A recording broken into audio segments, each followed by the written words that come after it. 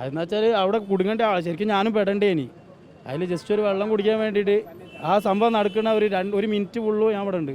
പെട്ടെന്ന് ഒരു വെള്ളം കുടിക്കാൻ വേണ്ടി ജസ്റ്റ് അങ്ങോട്ട് നടന്നിട്ടുള്ളൂ. അപ്പോഴാണ് ഞാൻ പെട്ടെന്ന് തിരിഞ്ഞപ്പോൾ എന്തോ വണ്ടി തട്ടിയ സൗണ്ടായിട്ട് എനിക്ക് തോന്നി.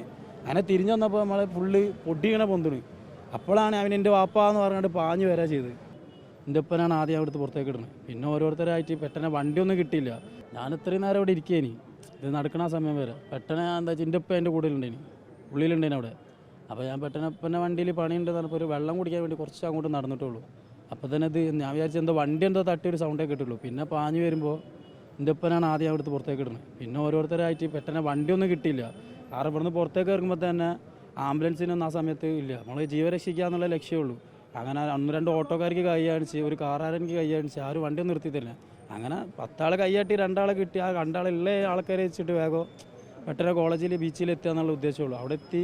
അവിടുന്ന് പിന്നെ ഒരാൾ അപ്പം തന്നെ അയക്കിനി.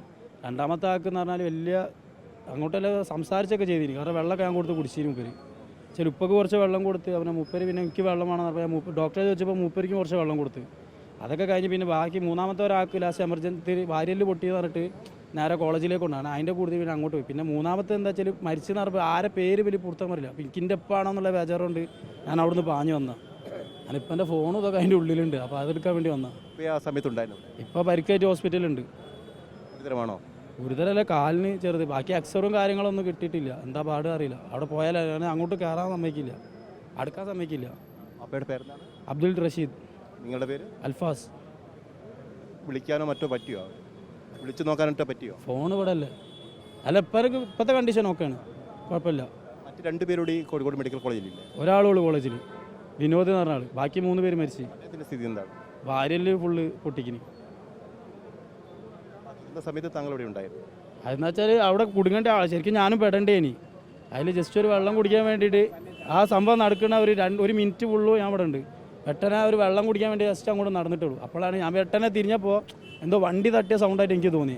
അങ്ങനെ തിരിഞ്ഞു വന്നപ്പോൾ നമ്മളെ ഫുള്ള് പൊടിയിങ്ങനെ പൊന്തുണ്. അപ്പോഴാണ് അവൻ എൻ്റെ വാപ്പാന്ന് പറഞ്ഞിട്ട് പാഞ്ഞ് വരാ ചെയ്ത്. സാധാരണ നിങ്ങൾ ഇരിക്കുന്ന സ്ഥലമാണ് ഇവിടെ? ആരും ഇരിക്കുന്ന സ്ഥലം ഇടയ്ക്കിടയ്ക്ക് എന്നുവെച്ചാൽ നമുക്ക് ഈ ചാക്കിൻ്റെ ലിസ്റ്റ് നോക്കാനും കാര്യങ്ങൾക്കൊക്കെ ഇരിക്കാൻ പറ്റിയതാണ്. കൂടുതൽ ആളുകൾ ഉണ്ടാവാറുണ്ട് അല്ലേ? ആ, ആളുകൾ ഇരിക്കലുണ്ട്. അവരൊക്കെ ഇവിടെ ഇരിക്കുന്ന ടീംസാണ്. ഫുൾ ടൈം ഇവിടെ എന്തായാലും ആളുണ്ടാവും. പിന്നെ എന്ന് പറഞ്ഞാൽ ഒരുപാട് പണിക്കാരനെ വണ്ടിയൊക്കെ വെക്കുന്ന സ്ഥലമാണ്. ഭാഗ്യവശാൽ രക്ഷപ്പെട്ടു. Just 2 minutes, 1 minute. കുറെ ആൾക്കാർക്ക് പണിക്ക് പോയതിനെ കൊണ്ടാണ്, അല്ലെങ്കിൽ കുറെ ആൾക്കാരുണ്ടാവും. നമ്മളൊക്കെ വന്ന് ചിലപ്പോൾ ഇരിക്കുന്ന ആൾക്കാരാണ് ഇവിടെയൊക്കെ. ഇവിടെ നേരത്തെ നല്ലൊരു കാറ്റിട്ടുള്ള സ്ഥലങ്ങളാണ്.